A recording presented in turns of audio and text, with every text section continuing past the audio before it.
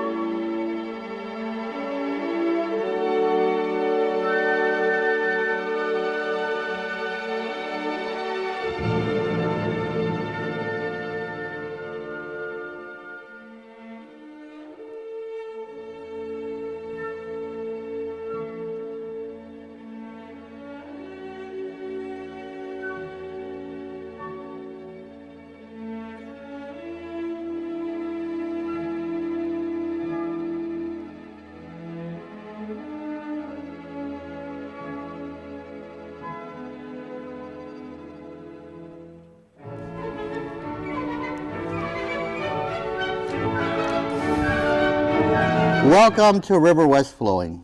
My name is Bill Godomsky, host of the show today. This is a live interactive call-in show. If you have any questions, please dial area code 312-738-1845. Subject for today is reality, and I have two superb guests to discuss it. My first guest is Jorianne, the coffee psychic. Good morning. Morning, and glad you got out in the end today. Thank you. And Michael Dyer. He's a hypnotherapist and also a deep possession specialist. Yes. I should state first the purpose for this show was that most of us experience reality as a reflection of our experiences, and those experiences are basically in the physical realm.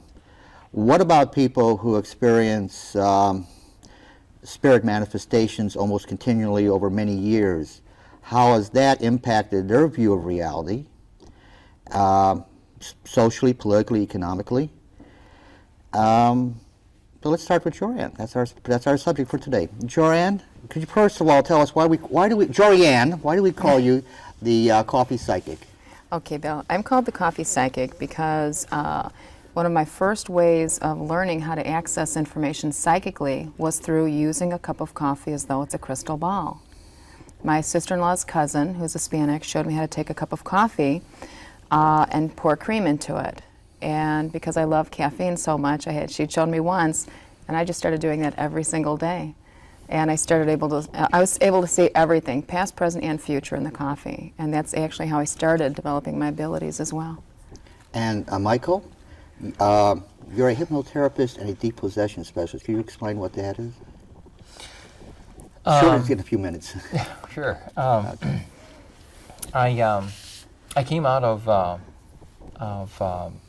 being an ordained minister for about 18 years and decided what I really needed to do is to focus in on the actual nature of the problem that people are having, and found that hypnotherapy and using that to do some past life regression really got at the core of what people's problems were.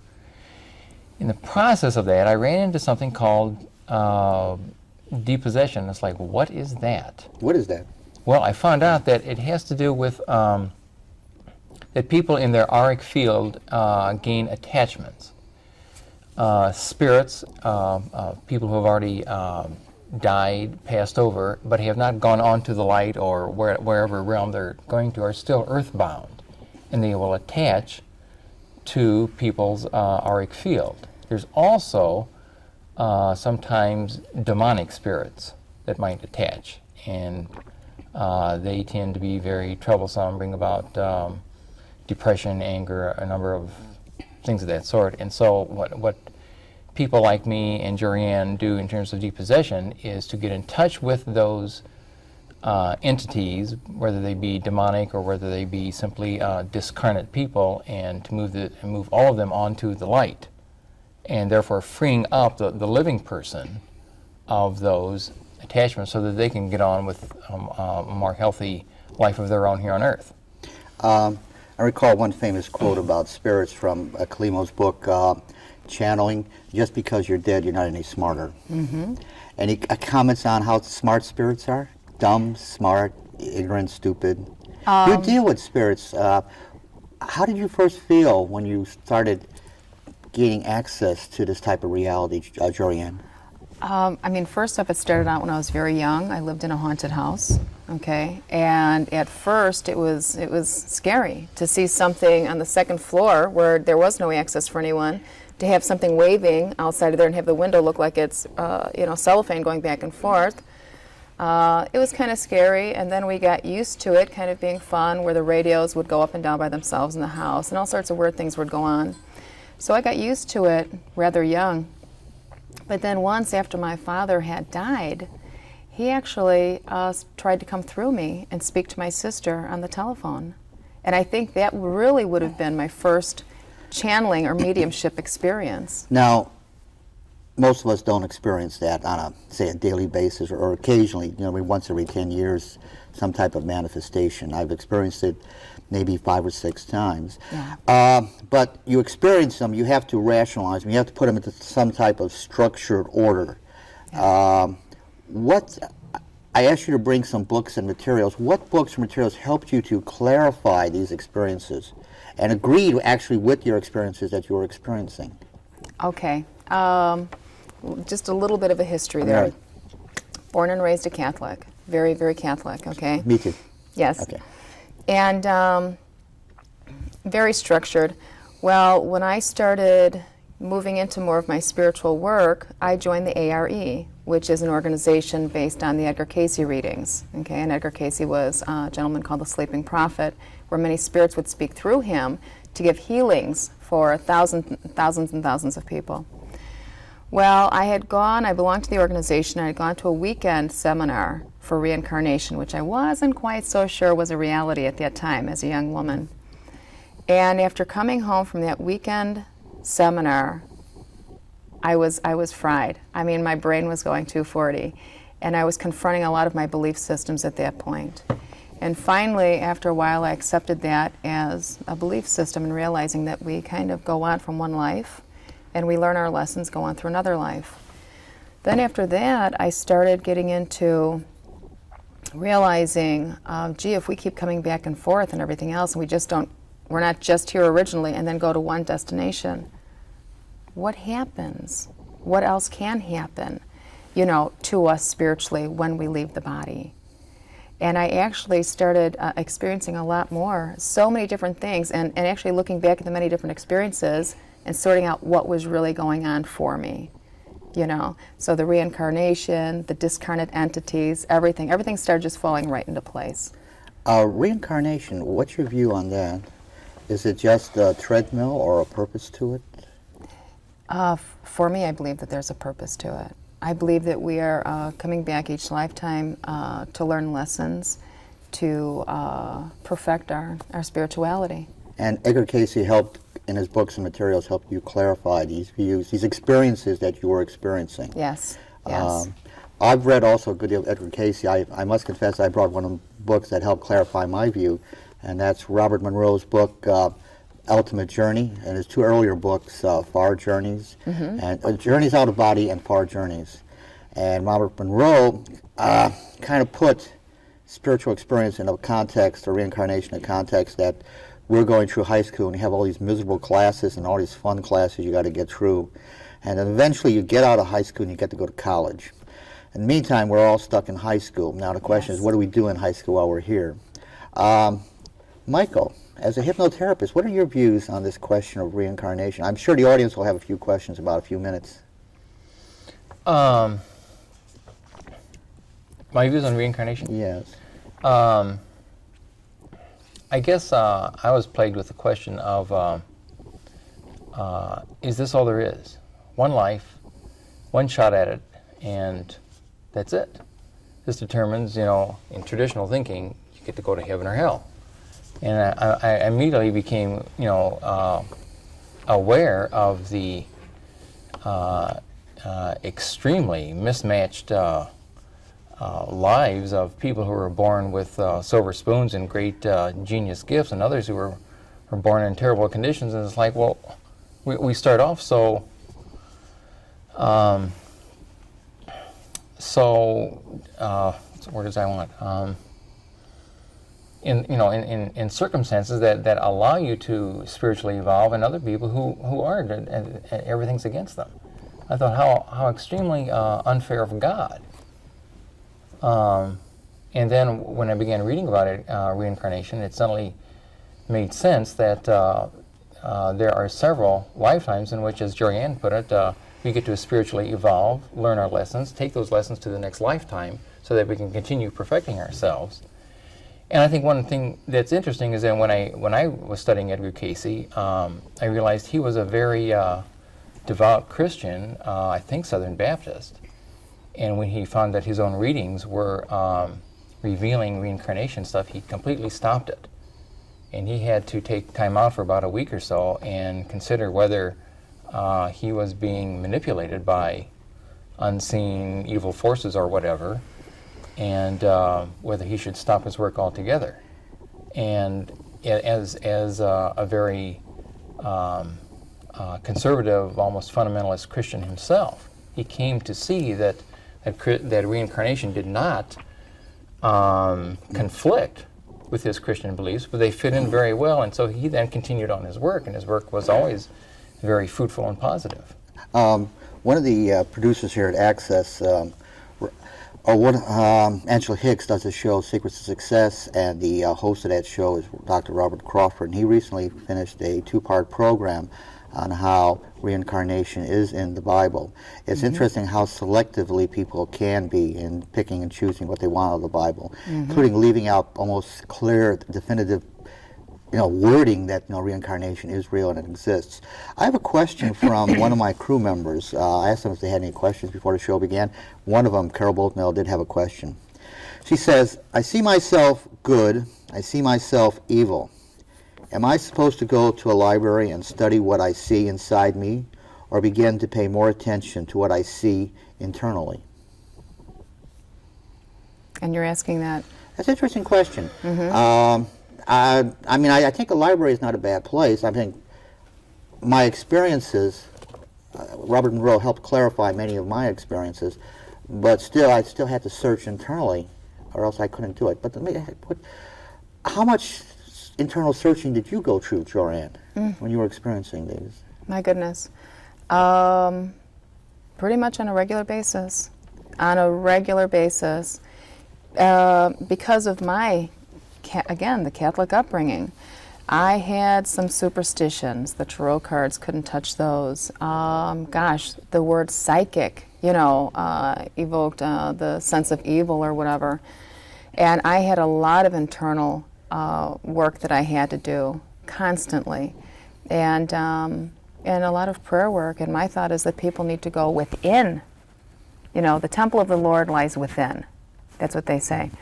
And I believe that's where we should go. I had a lot of stuff, a lot of inner work, and I still do. I still work within myself all the time.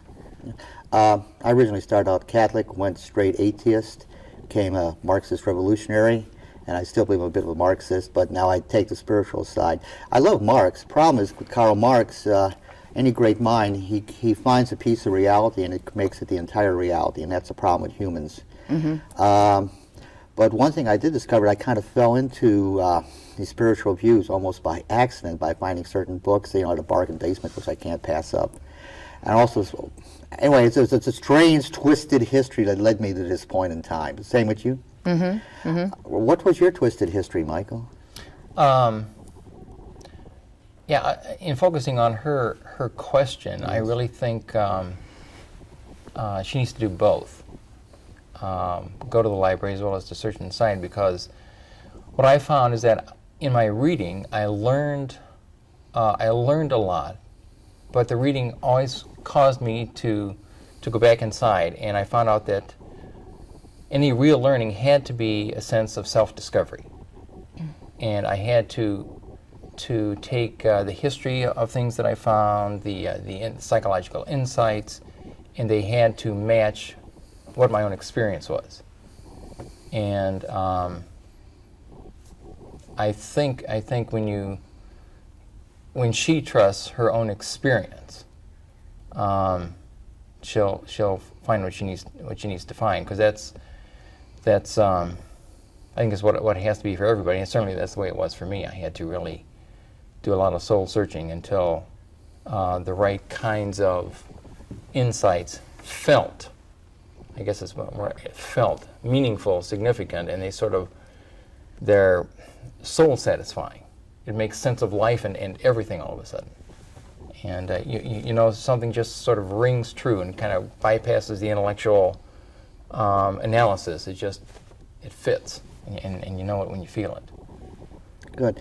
Jorianne, you brought some pictures. Can we look at them? Oh, yes. Want to hold them up? Oh, For the yes. Cameraman? Let's explain what we're seeing first. Tilt Okay. it slightly forward. Thank All you. right, this is a picture of myself opening up a gift at a birthday party.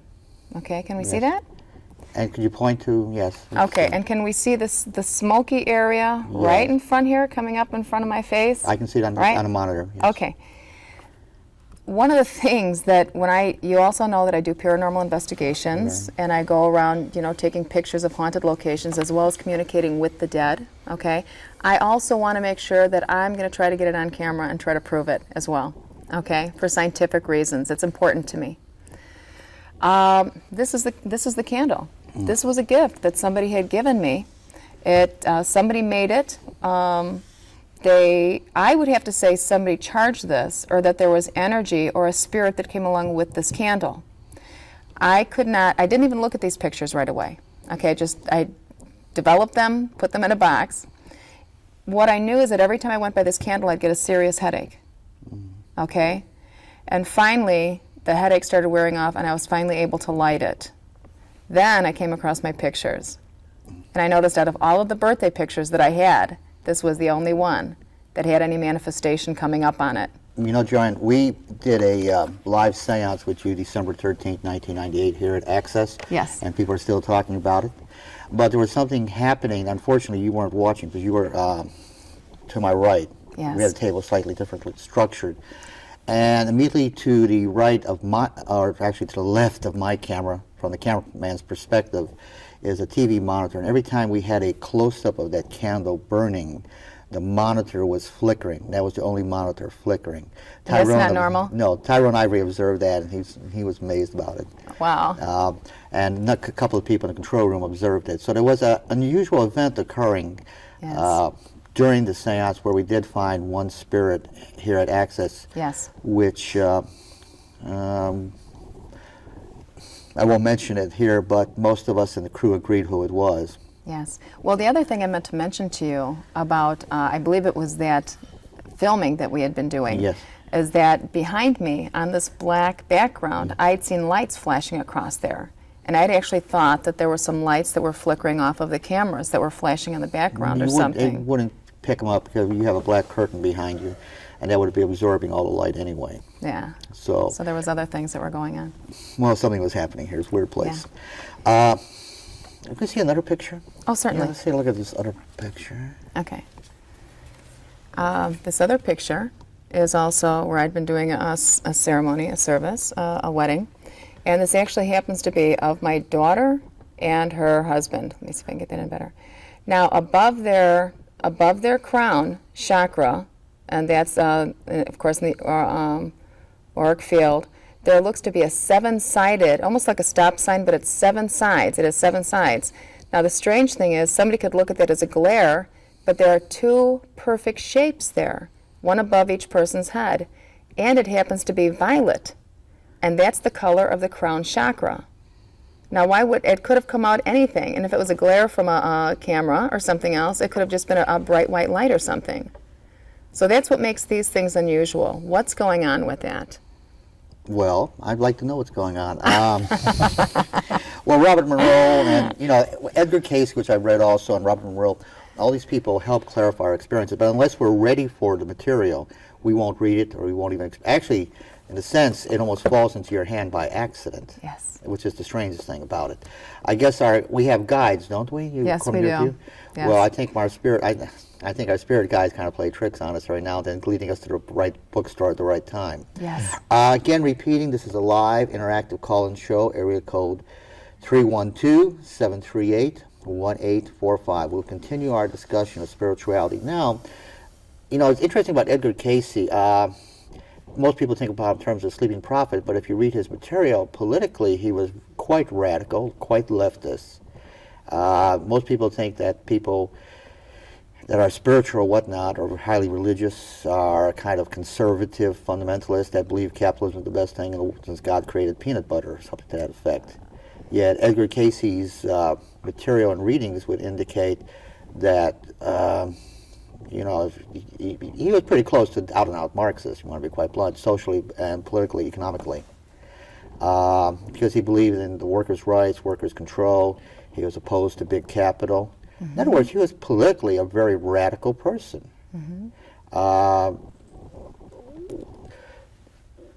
Views of the spiritual world, how did that, I had one more point. If you read Acts of the Apostles, you would have to assume that the early Christians were out-and-out communists or something, They definitely weren't free enterprise folk.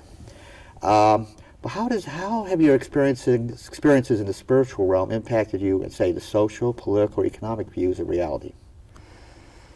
I know it's big, right? It's a big question. It's a biggie. How about if we pass it on to Michael first? Michael? Oh, thanks. Mike. Okay, Michael, we like you. Well, let me add one thing to it, okay? In the 1850s, there was an explosion in spiritualism in America. One of the books that helps document it is Radical Spirits, and I forgot the author's name, I'm sorry, and a few other materials. But they point out that this explosion in spiritualism in the 1850s in America impacted the feminist movement in America and anti-slavery movement, impacted political views and decisions.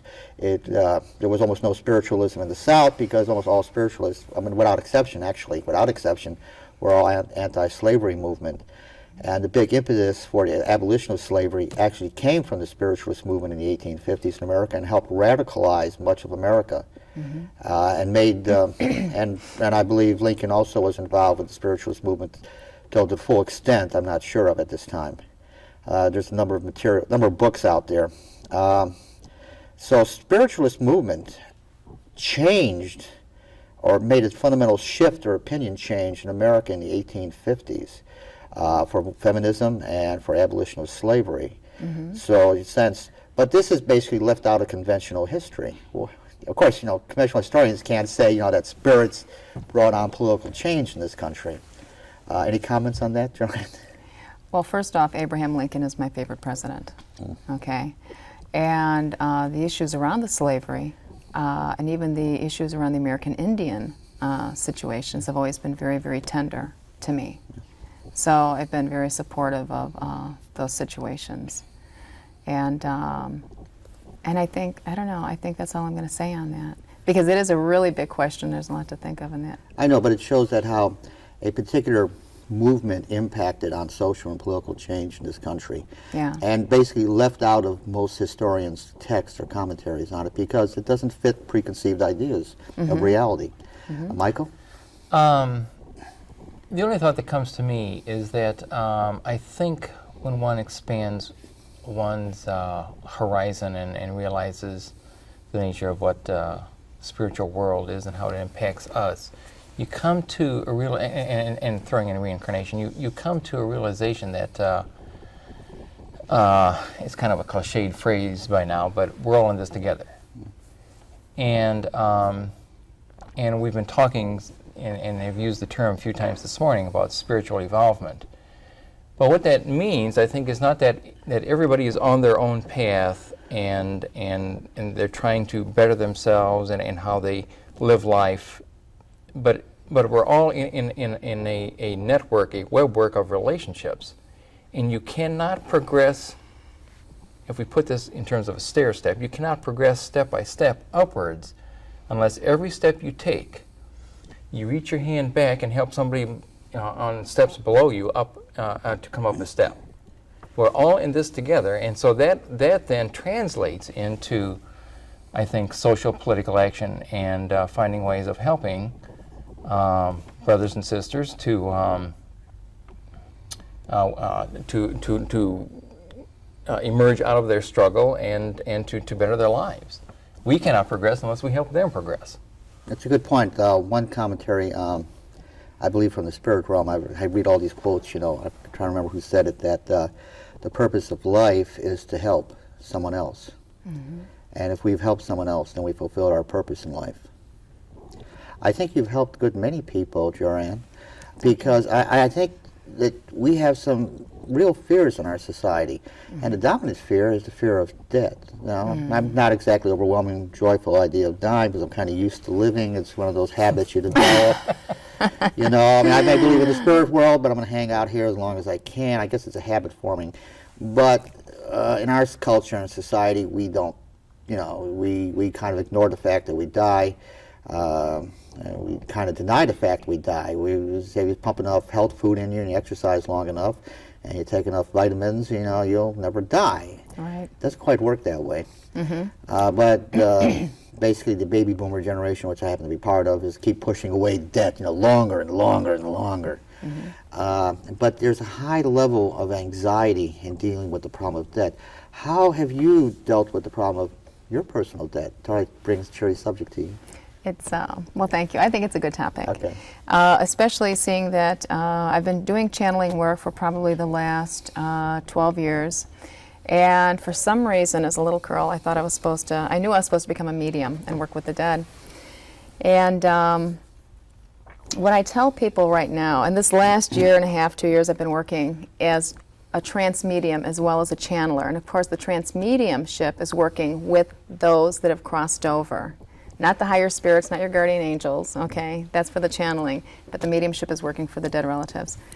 And what I tell people in the first place is none of us are going to get out of this thing alive, okay? I heard that rumor. Let's get that down, Pat. Okay. And then I think when I sit here and I start communicating with the dead and stuff, that really does ease a lot of people's minds. You know, when I hear their relatives saying things, or you know, about did you get my, you know, my watch, or whatever it is they're supposed to get, and I'm passing on certain information, things like that. That helps them.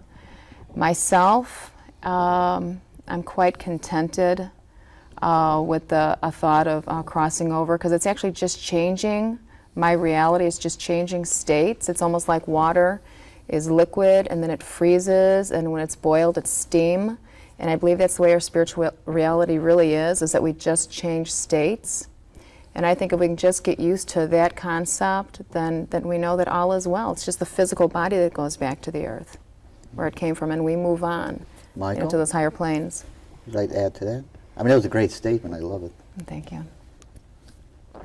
Michael's Yeah, I think it stalled was. for a moment. I think it was great. I'll just go with what you.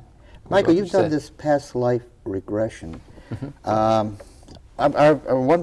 chap once made a comment.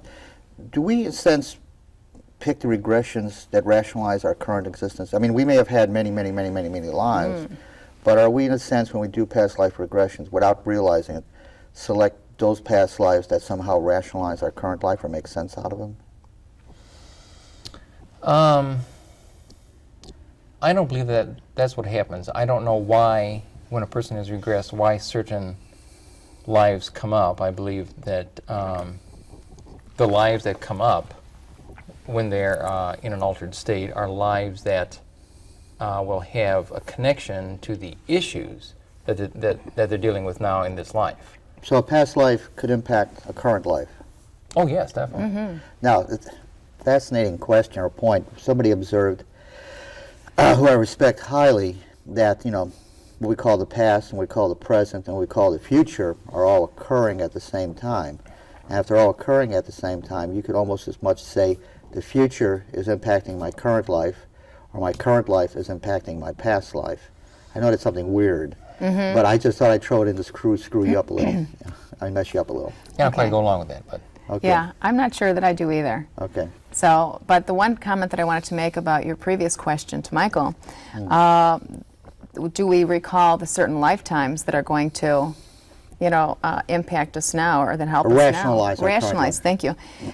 I think it's a playground. If I love the state of hypnosis. I think we can choose to go back to any lifetime at all. Those that impact us now are rationalized, and those that don't. It's fun. It's a great experience, past life regression. Fun. Okay. It truly is. There's so many wonderful the process, things. Well, actually, it's interesting. Even the point of dying, you kind of observe it as a just looking on, even if it was might have been a little gruesome, you know, like shot out from under you or something. Yeah. All right, one regression that I'll share with you. This is when I was just starting to go through regression work, and I wasn't quite sure if it was real. I ended up going back to my hypnotist, who was also my teacher, and I said, please put me under again, because I'm going to be driving through Virginia and Pennsylvania. That information came up for me. I was so excited. I was like, oh my God, I can't wait to get there. I changed seats with my friend that had gone with me, because I was going to be driving into Pennsylvania, my past life. And as happy and as excited as I was, as soon as I crossed the state line, I got angry, I got very frustrated, and I said, damn it, I swore I'd never come back here again. You did. And here I am. And it's like, where did that come from? When I consciously was all excited, here I am going back to this past life. So you can have a lot of weird and unusual psychic experiences from past life things. If they don't make sense, look back at your past life. Okay. Joanne, you brought some books with you. Could you show us some of the books that help clarify your experience? I asked you to bring what you thought helped clarify. You mentioned Edgar Cayce. Yes. And that would be a huge quantity of material. Yes. Edgar Cayce material itself and commentaries on Edgar Cayce. Yes. And that's monstrous. But what else helped clarify Over your 300 books experience? now. Yes. Wow. Over? Mm-hmm. Over 300, yeah. This is a Search for God book for his Who's the author? study group. Well, who would this be? Cayce. Cayce. Oh, Cayce. Edgar Okay. Cayce. Okay. Although This- it came through him, he didn't sit down and write it. Okay. Yeah. So this is, the ARE puts on study groups. They're international, they're worldwide, and they put on study groups just about anywhere that you would like to have one, or you can start one yourself. We have a group in Chicago called the Heartland, I believe it's called the Yes. Heartland Foundation. Yes, we do. We did a program on them once. I think you might have seen the tape. Yes, probably, yeah. Corrine Edwards was hosting that show. It was an excellent program. Okay. Well, this impacted me because I was in this study group and going over this information and learning about it and experiencing it for myself, you know. And they give you exercises to do. This impacted me. Going into the Reiki healing, that also impacted me as I was becoming a healer. What is Reiki? Oh, Reiki is a, gosh, I don't know if I'll be able to define it accurately. It's a form of, I believe it's an oriental form of hands-on healing, where you take in a certain vibration of energy through your body to do a laying on of hands onto somebody's body. You let the energy come through you into the body, and the body has its own consciousness to know where this energy really should go to heal the body, okay? As I had gotten into hands-on healing, I found that when I did my readings or healings, I could feel the other people's bodies within myself. So I will feel a disease, a part of somebody's body within myself. So that also expanded my awareness. The channeling book, Opening to Channel. I've read that one. It's excellent. Yes, by Roman and Packer. You just have one of the things about channeling. You don't always channel high spirits or high realm. You can always channel red or low realm. It depends. Now that depends. As long as you are protecting yourself, and that goes back to the Ouija board. How do you protect yourself? Okay, I do my own rituals. I do my own prayer work to make sure I'm totally clear. Totally clear, and that only the highest of the white light of the Christ consciousness may enter through me. Only goodness may come in. Michael, you want to comment? Yeah, you can also call upon your spiritual guides to one of them to be the gatekeeper, and that one is assigned the task of allowing only high energy to come through, and any other entities that might want to come in and channel or to speak are not allowed in. So if you don't want any low vibrations lower than the guide yourself. The guide itself to come through, then it won't allow anything lower to come through. Now, have we experienced low energies coming through and the results of that? I had one real unusual experience, and bear with me. I will. There was I had a young lady who was a handwriting. How can I say? Analyst? No, she was a automatic Writer. Oh. writer, medium. Yes. And lovely lady. Well, she came into my home, and this was, believe it or not, two of my daughters were going to try to make contact with some, dead friends through my friend Pam while she was doing the handwriting. My one young daughter, pregnant at the time, came in, very psychic, and according to her chart, she has Nostradamus type abilities, but she's not using them right now. So she was pregnant, she was at the end of the table. This young lady, Pam, was starting to do the handwriting work, and suddenly she's writing, Melanie, get out now, bad time, get out. And I was getting ready for work, and as I'm coming in, I'm like, oh, I can feel the goosebumps all over the place. As I was coming in, I came into the room, and I'm like, what's the matter? And she says, no, they said, get out now. Melanie, get out now. Melanie had gone into an altered state. She herself was trying to make contact with the spirits, so she was trying to call them in, only she wasn't protected. And this is why people have to know protection work. As I came in there, I saw a channel of light coming through my daughter. There were like 9, I heard like this, bam, right into my daughter. And I was like, oh my God, we don't want a multiple personality child being born here. No. So I had to do some immediate exorcism work on clearing my daughter. As I'm doing the immediate exorcism work and getting her surrounded with the light and the baby, suddenly the energy, the entities that had come in, ran right into the medium. She's over at the table. She's going like, oh. So I had to run over to her, clear her, get everyone grounded, and release the energy. So people need to know what they're doing. They need to be protected. And I hope I answered your question. In other words, there are risks in playing. There are risks, and you need to protect yourself. Oh, yes. You should protect yourself and be serious about it if you're doing yes. it. And not just for fun. Yeah, and people, when they take the Ouija board, Bill, yes. They have no idea what they're doing. They're out here, they're wanting to make contact, and that is perfectly fine. That's wonderful. But please protect yourself. Because again, old Uncle Harry isn't any smarter dead than he was alive. I love that. Yes. And if he wants to come in and chat, and what if he wants to come in and stay? Life becomes This is where we get possession. Life is a bit of a habit, right? Isn't it? Yes. It's also the case that Uncle Harry is no more spiritual just because he's crossed over. He's not suddenly opened up to tremendous realms of spiritual wisdom. So just because you're a spirit doesn't mean you're spiritual. Right, exactly. Thank you. Okay. I love that. Thank you. I love that point. Though you'd think that, well, that's true. A lot of us are human. We're not very human, are we? There you go. I love this. Can't mention the name of the soda. It was excellent. Joanne, when did you start taking these pictures and notice? What was the first picture you took and you noticed something odd in the picture? Do you recall when that first happened? Oh gosh, it's a real good question. I believe it was when I was in Excalibur nightclub. I was working with a partner of mine, and as I was walking around the nightclub, I noticed that I felt a big ball of energy around my hand, and I said, oh my God, there's something here. And he took pictures. And out of the picture, which I don't have with me today, was this big ball of white light around my hand. Then I had also been going upstairs. How long ago was that? Just curious. Oh gosh, that was about, I think 6 or 7 years ago. Okay. Yeah.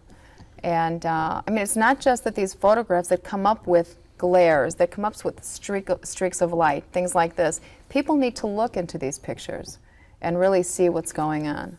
What else is there? Are these coming now kind of regular, or there some type of pattern to them? Oh yeah, they are. Time, date, Yeah, they are. When I do the investigations and I take pictures, I normally do get energy there. And I try to use 2 different cameras. I use the 35 millimeter, and I also use a Polaroid.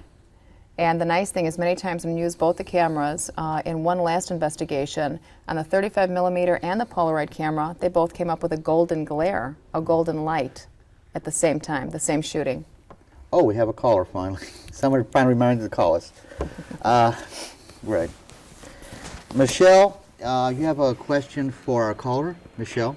Yes. Hi. I'm very much enjoying your show and your testimony. However, I would like to know, you just mentioned that this Uncle Harry, that he's not any smarter over on the other side or any more spiritual than what he was when he was on this side of the earth plane or the lower vibration. Are there entities that you say kind of get stuck in this realm, and are they the ones that haunt houses and things like that and try and take possession of bodies? And secondly, what are the entities that pass over and go into a more spiritual realm, and do you see a heaven type of existence for those? Anyone who wants to answer. For me, the question is, when Uncle Harry crosses over, he's not any smarter dead than he is alive if he hasn't gone into the light, okay? So as far as him possibly hanging around, he'd be hanging around for things like unfinished business, possibly feeling guilty that he had done something wrong, didn't feel like he deserved to go into the light. Because for everyone that crosses over, we are presented with the light and the choice to move into it. And some people, out of guilt or shame or whatever, will not go in. Or they want to hang around their family members, things like this. So yes, they can hang around, they can cause attachments, cause depression for people, things like that. And that's where we want to come in and help them get across. Okay, excuse me, I appreciate that. I hope that you get the word out more that there is really life after what we call, or what we know, or what we think is death. There are so many people that are unaware of the invisible, and the invisible can be more powerful than what the visible is. Mm-hmm. And now my only other question is, as far as this psychic realm, as to what you experience, it seems like you're more spiritual than what the common psychic is viewed as. Is that true? Well, thank you. I believe in God tremendously. I pray all the time, and I work on my spirituality. So I hope. I can't comment on other people's spirituality because everyone's got their own personal relationship with God. So, but I think it's important. I guess the way I explain it is the psychic abilities are your tools, okay? And we can fine-tune our tools, whether it's the clairvoyance, clairaudience, clairsentience, whatever it is, okay, my mediumship, whatever it is. Your code of ethics is your spirituality. How you are with your fellow man, what you choose to do with your tools and your gifts, that's your spirituality and what you do with that. Okay, and with this, what you choose to do with it, would you call that the free will, and would you say that that is what is destining you to heaven or hell, so to speak? Everything is free will and free choice, and I do believe that we are going to make our choices, and that will be an end result of the progression of our spiritual evolutionary path. If we do make our mistakes, we get a chance to come back and do it again, and continue to learn and progress. Okay. Well, thank you very much. Thank you. Well, I mentioned Robert Monroe as a person who helped clarify many of my experiences. Mm-hmm. Another person is Emanuel Swedenborg, the great 18th century European mystic, Swedish mystic. Mm-hmm. You might have guessed he's a Swede, for Swedenborg. And I recall he made one comment that I believe it had related to the King of Sweden, I think King Charles. I believe it was King Charles X. If it's not, I apologize to King Charles X. But I think it was King Charles X, and he was basically in his own self-created hell because he was still in there planning useless, meaningless military campaigns that never executed. So in a sense, we put ourselves in our own hell, and we can be there as long as we want to be until we extricate ourselves. Apparently, it would appear from Robert Monroe's writings, I don't know about, I'm not that familiar with Edwin Casey, just a couple of his books, some of the books, that basically we go into kind of a rest state in the spiritual realm when we go to the light until we're ready to come back down and start over again, or until we finally graduate from Earth. I think Robert Monroe described it as high school, and you can't wait to get out of high school. Some of the classes are great, some of the classes are absolutely miserable, but you want to get out. But using your abilities for some purpose, I noticed a lot of people have abilities that are used for no purpose at all, which is probably an incredible waste, and some use them for good. Just because you're psychic doesn't mean that you're using them for any good, does it? Right, no. I recall Gurdjieff, he's either a great mystic or a great fraud, or maybe a bit of both. But he once made a quote, he had many quotes, and his quote was that if I could change the consciousness of 200 people, I'd change the world. Well, I think the consciousness of 200 people have been changed, but the world hasn't quite changed. We have any callers? We have Marcia, I'm sorry, Marcia, there's a glare in the camera. Marcia, you have a question? It's interesting that I feel intuitive with everybody else around me, but not regarding myself. In the last 5 years, I've lost a child and a father and a mother to serious illness, a stroke, and she's been quite debilitated since then. And I just wondered if, I wish I could pick up on myself, is my life going to start to change and some good things start to come towards me? I don't know. Okay, I think the hardest part, again, that what we look at is we have a real hard time with the issue of death. And we look at that as our life being so terrible and wrong when this is a natural process of life. This is our last rite of passage. And we cling to life so desperately many times instead of looking at it as the natural flow. And so we take it on personally as that this has been so many terrible things that have happened to us. Painful, yes, but natural nonetheless. And then I believe we need to look at each person that is born into this universe, into this world, has their own personal contract with God. And we don't know what lessons they're here to learn. We don't know what the length of that contract is. But we do know that when people come into our lives, we need to have probably just the best time we possibly can with them, give the best we can, and know that, again, that if they're going to leave at an earlier time, that we need to honor that and respect that. There are so many people that older people that are in nursing homes, and the children will be sitting there saying, "Oh, please, please don't die," things like this, when their time is up and they really do want to make that transition. And these people are sitting here feeling somewhat guilty. If we can just allow this natural process and come to peace and terms with it and know that it's part of our spirituality, that I think it'll make things a lot easier for all of us. It has for me. John, we have a caller. John, you have a question or comment? Yes, I do. I guess my question is really not. It's not really a question to add to the show. It's a question for me. Do either one of you give special side readings? That's not. We can't discuss that at this time. You can leave your phone.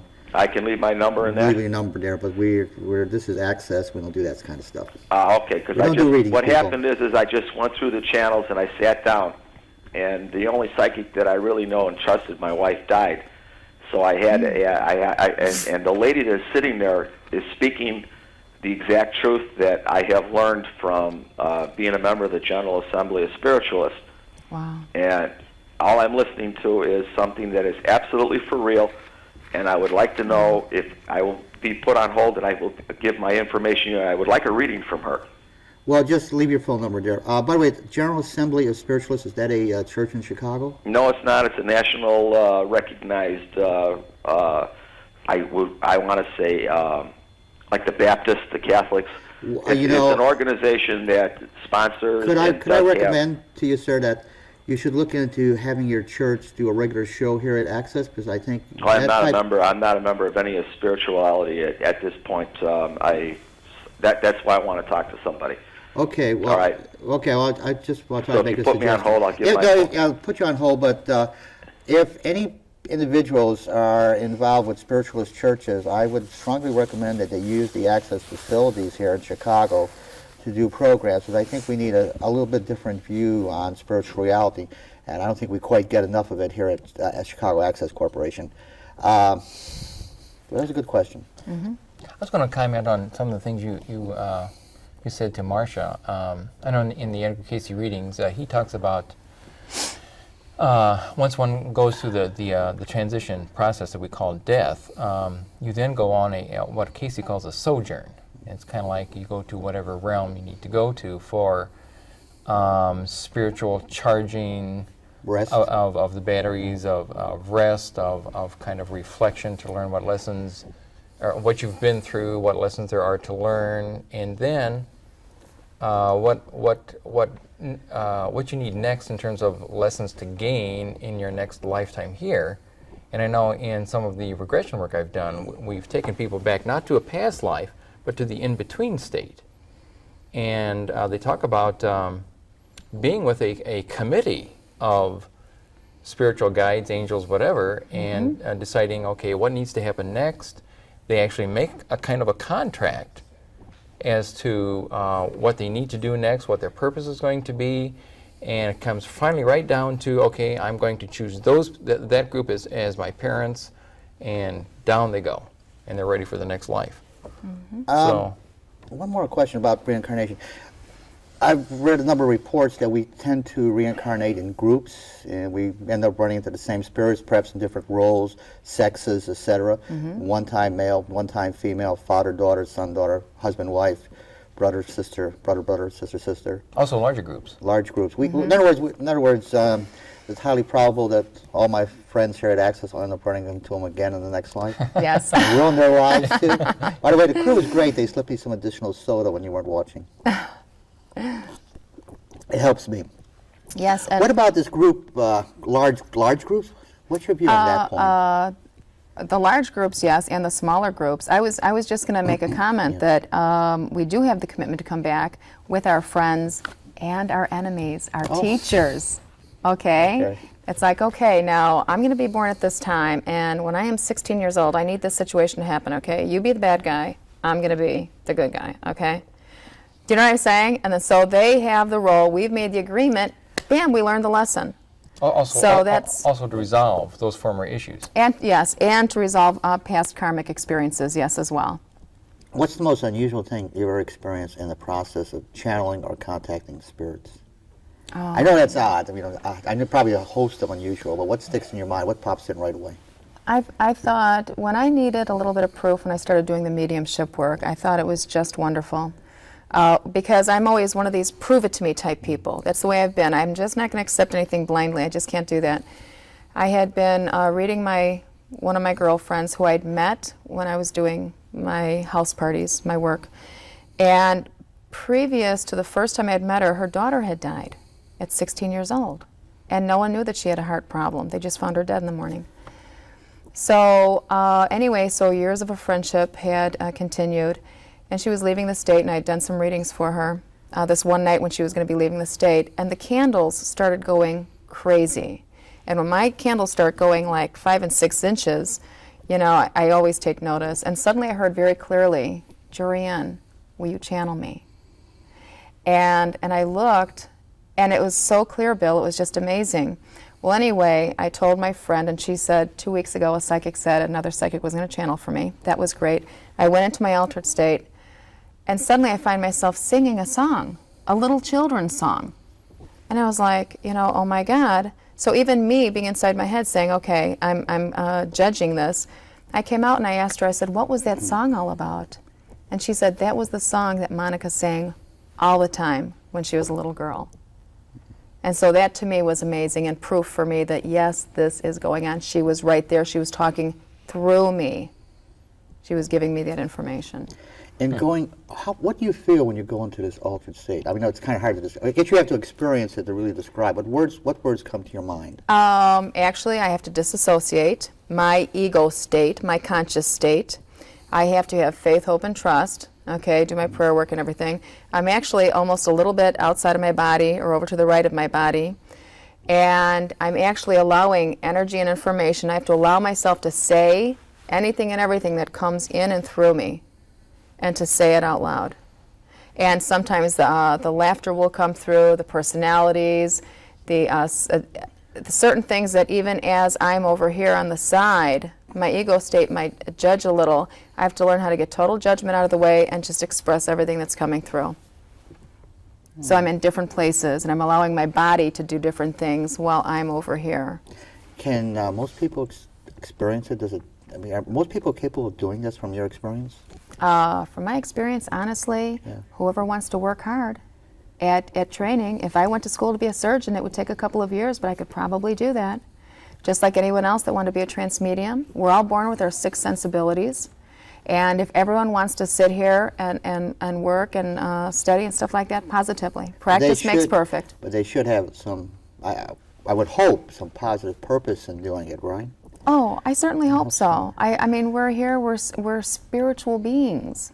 You know, we're here on many of us are here on I want to use the word mission, to help each other. I do notice that a good many people engage in certain spiritual disciplines for, how can I put it, selfish purposes, personal development, but not for any, say, social good, which highly disturbs me at times. Yeah. And again, and I'm going to go, I really will go back to this, and I hope I don't know how else to explain this. I had met a satanic priest when I was doing work over at Excalibur nightclub. I had a lot of really bad, strange experiences from this. However, when I communicated with my spirit guides, they stated he was here for a reason. There's a purpose to why he was living this life as he was. He needed that experience. We're down to about the last 2.5 minutes. Joanne, would you like to make any closing comments for the audience? Look at your camera. Oh, okay. Say hi to people. Hi. I actually just hope that everyone keeps working with their spirituality and expanding their inner awareness. Go inside. I believe it was in the Bible that Christ said, "This too, and more you too shall be able to do." So take your spirituality seriously and work with it, and don't be afraid of anything. If you have some fears, go explore the books, but go inside yourself and become all you really can be. Be yourself. And down to about 2 minutes. Michael, look at your camera. Any comments? I know that in the history of our culture and in the history of Christianity, there's been just a lot of interest in hell, evil, the devil for years. It's like, why read Dante's thing about heaven? Let's read about the inferno. But we're moving into a spiritual age in which there's a lot of interest in our spiritual evolution, angels, spirit guides, our spirituality, and this is a time to work with it, as you put it, and a time to do that in a way of dealing with yourself, finding out what the issues are, and finding those spiritual tools that will help you to resolve the issues, so that we can get on as a person, but as a person in relation to all of the other beings that we live with, that we can move along as an entire human race. Okay, we're down to about our last minute, and the point about the growing spirituality is quite true. One of the classic channeled works today is Course in Miracles, and I came across interesting information recently from an expert in that, Corrine Edwards, that even Hillary Clinton is studying the Course in Miracles. Excellent. Excellent. So people, and often the best people, are involved with it, and it impacts in some way the political and social lives we lead. And where it'll all lead, I have no idea, but for the remaining years I have living, I'll observe it and take part of it and enjoy the best I can. I think it's about time to wrap this up. Joanne, I'd like to express my gratitude for you coming down. Thank you very much. And Michael, thank you for coming. And maybe we'll repeat this again. We've got to have you back at Access. Sounds good. And from Bill Godomsky and Riverwest Flowing, thank you for watching us, and we'll see what happens next on Riverwest Flowing. Take care and have a good day. Bye.